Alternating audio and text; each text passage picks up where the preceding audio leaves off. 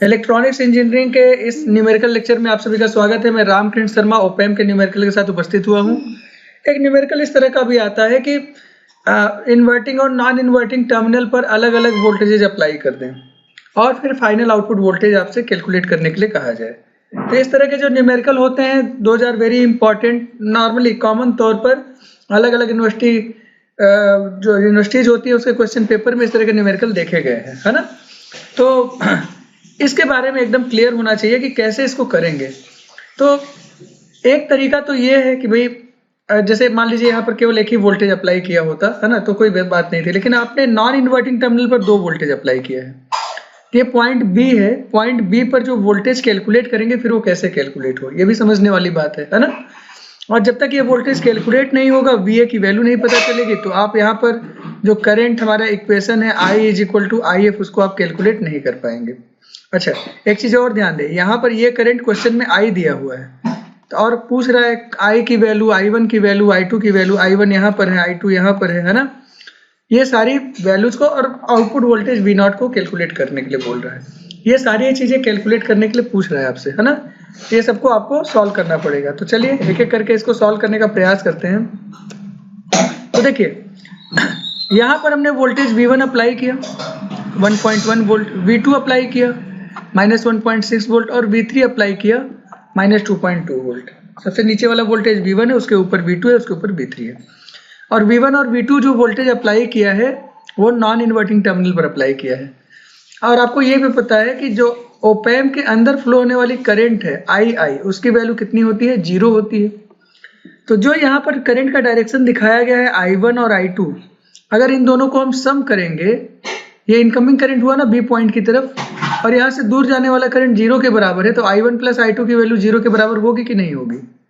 तो अगर हमें VB कैलकुलेट करना है, for calculating VB at point B पर VB को कैलकुलेट करें, तो कैलकुलेट करेंगे तो क्या मिलेगा। अप्लाइंग KCL, I1 + I2, इसकी वैल्यू किससे है, IF के बराबर है। I के बराबर है। I क्या है, इनपुट करंट इनटू ओपैम, है ना। ओपैम के अंदर इनपुट करंट, और ये वैल्यू क्या होती है, 0 होती है, पता है हमको। मतलब I1 + I2 की वैल्यू किसके बराबर होगी, 0 के बराबर। अब I1 को जरा लिखो, तो पहला वोल्टेज माइनस दूसरा वोल्टेज डिवाइडेड बाय रेजिस्टेंस, है ना। I1 की value -1.6 minus VB divided by 10, और एक इसके प्लस यहाँ लगा रहे हैं, प्लस I2 कैसे निकालेंगे, पहला वोल्टेज माइनस दूसरा वोल्टेज डिवाइडेड बाई 5 किलो। तो पहला वोल्टेज 1.1 माइनस VB और डिवाइडेड बाई 5 = 0 हो गया। इसका LCM लेंगे तो यहाँ पर आ जाएगा 10, तो 10 1 जा 10 और 1 को मल्टीप्लाई करेंगे तो ये वैल्यू ऊपर वाली तो उतनी ही बनी रहेगी। लेकिन 5 को 10 से डिवाइड करेंगे, 10 को 5 से डिवाइड करेंगे 2 आएगा, और 2 को ऊपर मल्टीप्लाई करेंगे तो हो जाएगा 1.1 माइनस VB, और इसकी वैल्यू 0 के बराबर। मतलब क्या मिल गया हमें, -1.6 माइनस VB, यहाँ क्या है 1.1 × 2 मतलब +2.2 और -2 VB, 2 को अंदर मल्टीप्लाई करेंगे VB से भी = 0। तो ये एक्चुअली में क्या आया हमारा, ये आपका आ गया 3 VB की वैल्यू आपको मिली 0.6, या VB की वैल्यू मिल गई 0.6/3 0.2 वोल्ट। क्लियर है कि नहीं इतना। मतलब अब इन दोनों को सॉल्व करेंगे तो ये वैल्यू 0.6 आएगी, और उधर जाएगा माइनस, ये -3 VB, तो माइनस माइनस कैंसिल हो जाएगा। आप इसको सॉल्व करके अपनी तरफ से देख लीजिए। तो VB की वैल्यू हमें मिल गई 0.2 वोल्ट। ये V1 है, ये V2 है, और ये हमारा V3 है। तो VB हमें मिल गया 0.2 वोल्ट। तो ये जो 0.2 वोल्ट है ये कहाँ अपीयर होगा, VA पर अपीयर होगा कि नहीं। तो वर्चुअल कनेक्शन कॉन्सेप्ट से VA की वैल्यू VB के बराबर, और ये हमारा 0.2 वोल्ट।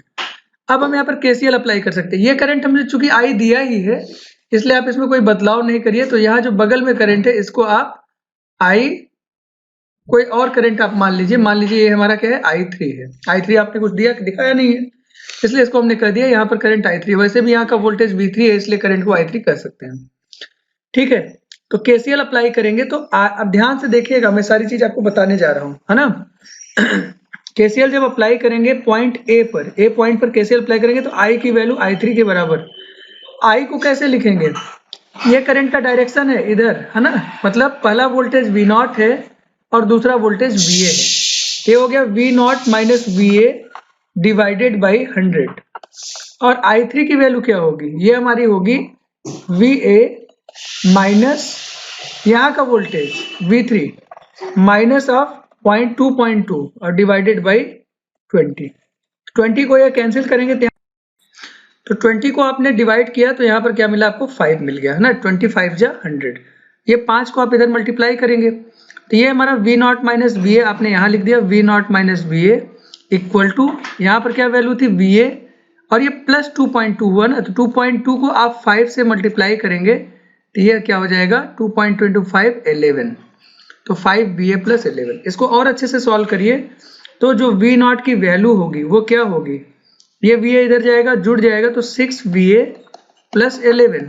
अब जरा VA की वैल्यू क्या आई है 0.2 वोल्ट, तो 6 इंटू 0.2 और प्लस 11 ये मल्टीप्लाई होगा तो 1.2 प्लस 11 12.2 वोल्ट, ये हमारा आउटपुट वोल्टेज हो गया।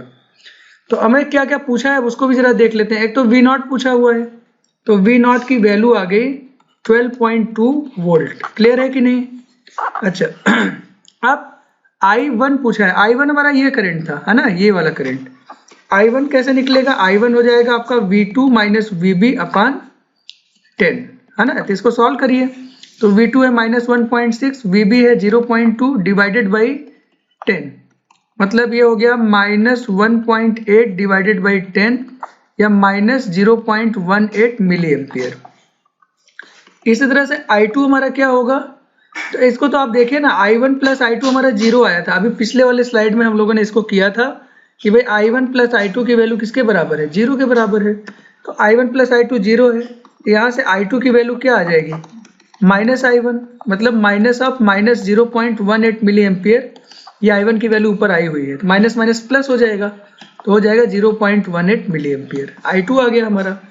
और पूछा है I करंट कहाँ पर थी, ये आपका फीडबैक पाथ में जो करंट है I, तो I की वैल्यू कैसे निकलेगी, I will be equal to output voltage V0 minus VA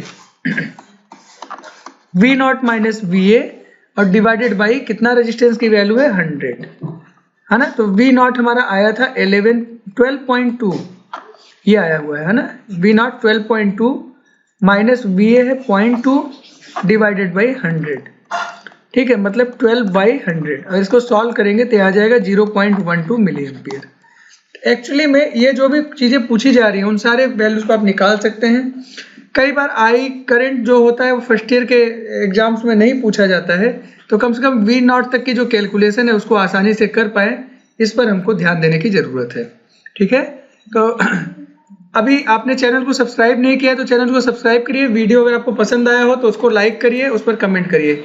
यहीं पर इस वीडियो को समाप्त करते हैं, अगले वीडियो के साथ हम लोग फिर मिलेंगे, तब तक के लिए आप सभी को नमस्कार।